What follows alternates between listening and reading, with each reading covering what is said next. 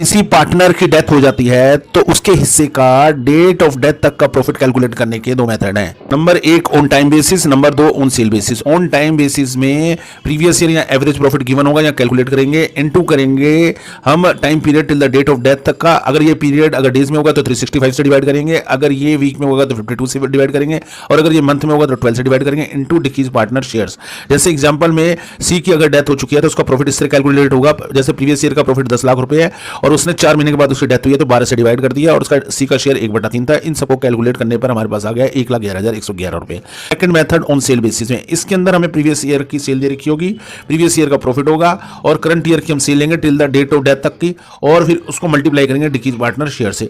Example के तौर पे अगर जेड की डेथ हो गई है तो जेड का प्रॉफिट इस तरह निकलेगा, पिछले साल की सेल 25 लाख रुपए दे रखी है, उसका शेयर 2.5 लाख रुपए दे रखा है, और इस बार की करंट ईयर तक की सेल उसकी 12 लाख रुपए है, उसका शेयर 1/3 है तो यानी कि 40,000 रुपए आ गया।